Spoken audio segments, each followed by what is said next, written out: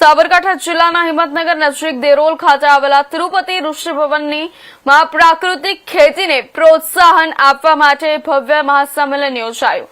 Green global અને અસ્મિતા ફાઉન્ડેશનના સંયુક્ત ઉપક્રમે યોજાયેલા કાર્યક્રમમાં રાજ્યપાલ આચાર્ય દેવવ્રત મુખ્ય અતિથિ તરીકે ઉપસ્થિત રહ્યા હતા। પ્રાકૃતિક ખેતીને વધારવા અને ખેડૂતોને ઝેરમુક્ત કૃષિ તરફ પ્રોત્સાહિત કરવાનો આ પ્રયાસ નોંધપાત્ર માનવામાં આવી રહ્યો છે। હિંમતનગર તાલુકામાં તિરુપતિ ઋષિવનમાં યોજાયેલા આ મહાસંમેલનમાં રાજ્યપાલ આચાર્ય દેવવ્રતનું ભવ્ય સ્વાગત કરવામાં આવ્યું। કાર્યક્રમ સ્થળે પહોંચતા જ રાજ્યપાલને ગાર્ડ ઓફ ઓનર આપવામાં આવ્યું હતું અને ત્યારબાદ રાજ્યપાલે ઋષિવન ખાતે આવેલા ડેમની મુલાકાત લીધી અને પર્યાવરણ સંરક્ષણના સંદેશ સાથે વૃક્ષારોપણ કાર્યક્રમમાં ભાગ લીધો। આ કાર્યક્રમ દ્વારા પ્રાકૃતિક સંસાધનોના સંરક્ષણ અને હરિત અભિયાનને વધુ મજબૂતી આપવા પ્રયાસ કરવામાં આવ્યો।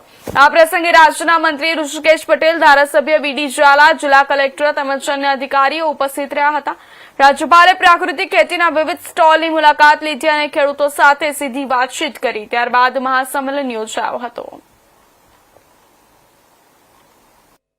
કાર્યક્રમ તિરુપતિ ઋષિવનમાં હતો। એમાં મહામહિમ આદરણીય રાજ્યપાલ દેવવ્રતજી અને પરમ પૂજનીય સંત સચ્ચિદાનંદજી અને મુક્ત જીવનદાસ પ્રિયદાસજી સ્વામી મણિપુર એ પધાર્યા હતા।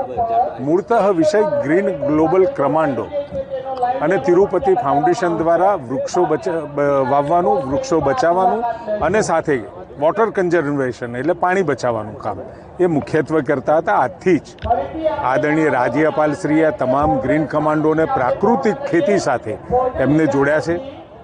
આજે મંત્રીમંડળ બંગલોમાં પણ ત્યાં જે કિચન ગાર્ડન છે ત્યાં પણ પ્રાકૃતિક ખેતી દ્વારા ફળ ઝાડ ઉગાડવાનું ત્યાં એ મિશન ચાલુ છે। પરંતુ મારે તમામ ખેડૂતોને એક વિનંતી છે કે એક વખત પોતે પોતાના માટે, પોતાના ઘર માટે તમે જે શાકભાજી વાવતા હોય, જે ફળફળાદી ઉગાડતા હો, એ પ્રાકૃતિક ખેતી આધારિત બનાવી તમે તમારા કુટુંબને અને તમે તમારા ભોજનની અંદર પણ ઘઉં, ચોખા, કઠોળ જે પણ વાવતા હો, શરૂઆત તમે તમારાથી કરી અને એનો એક વખત અનુભવ લઈ અને આનો વિસ્તાર પ્રત્યેક ખેતર સુધી, પ્રત્યેક ખેડૂત સુધી ઇંચે ઇંચ જમીનની અંદર જે વર્ષોથી આજે માનનીય મહામહિમ રાજપાલ સાહેબનું જાહેર સન્માન ગુજરાતના પરમ પૂજ્ય પદ્મભૂષણ સ્વામી સચ્ચિદાનંદના હસ્તે ગ્રીન ગ્લોબલ બ્રિગેડ દ્વારા કરાવ્યું। ગ્રીન ગ્લોબલ બ્રિગેડના કમાન્ડો દ્વારા ₹1 જે ભેગો થયો હતો એનો 1,11,000નો ચેક આપ્યો। સાહેબે અમારી ગંગા સ્વરૂપને પરત આપ્યો અને રાજપાલ સાહેબે જે પ્રકૃતિ ખેતીનું મહાઅભિયાન ઉપાડ્યું છે એમાં અમારી ગ્રીન ગ્લોબલ બ્રિગેડ ટીમ પણ જોઈન્ટ થઈ છે અને આ અભિયાનને દરેક ગામે ગામ અને ખેડૂત પોકે એની આ બે મોટા એક રાજપાલ સાહેબના અને ગ્રીન ગ્લોબલ બ્રિગેડના ખેડૂતો ભેગા થઈને આ એક મહાઅભિયાનમાં જોડાયા છે અને આવનાર પેઢીને આ ઝેરી મુક્ત ખેતીમાંથી મુક્ત કરવાનું આજે અમે આ બધાએ ભેગા થઈને અનુરોધ કર્યો છે અને સમાજને ખાતરી આપીએ છીએ કે આવનારા વર્ષોમાં અમે આ ઝેરી મુક્ત ખેતીમાંથી સમાજને જેટલો શક્ય તો વહેલા ઝડપથી મુક્ત કરીશું।